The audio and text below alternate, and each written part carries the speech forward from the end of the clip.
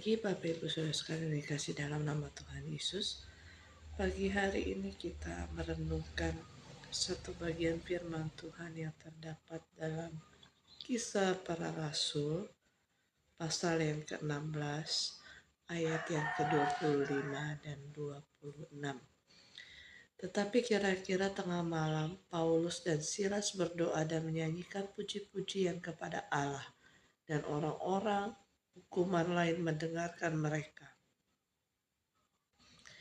Akan tetapi terjadilah gempa bumi yang hebat, sehingga sendi-sendi penjara itu goyah, dan seketika itu juga terbukalah semua pintu dan terlepaslah belenggu mereka.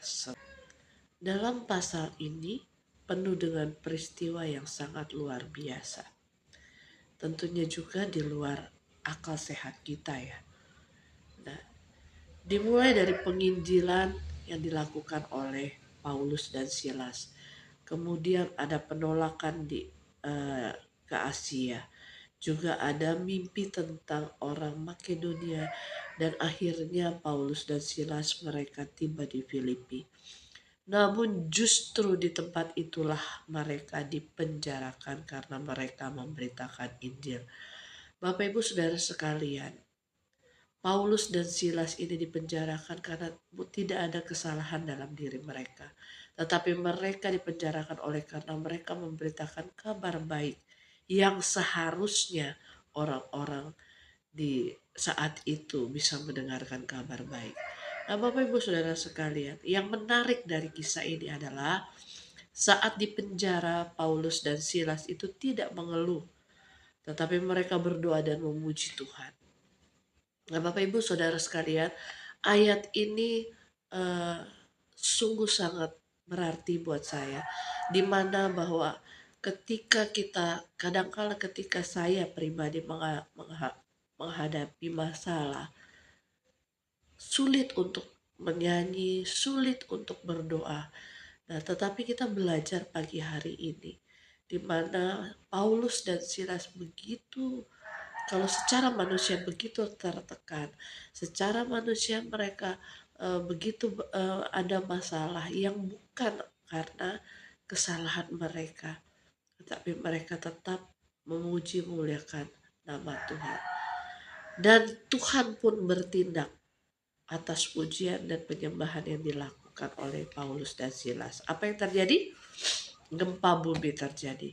Dan bukan saja itu saja, pintu-pintu penjara terbuka dan belenggu mereka terlepas. Nah, zaman dahulu ketika di penjara, mereka bukan hanya penjara saja, tetapi mereka juga dibelenggu. Nah, amanat atau pesan dari renungan pada pagi hari ini yang pertama, bahwa Tuhan hadir dalam penderitaan. Bahkan di tengah-tengah penjara pun Tuhan tidak akan pernah meninggalkan hambanya. Dan yang kedua adalah pujian di tengah-tengah masalah.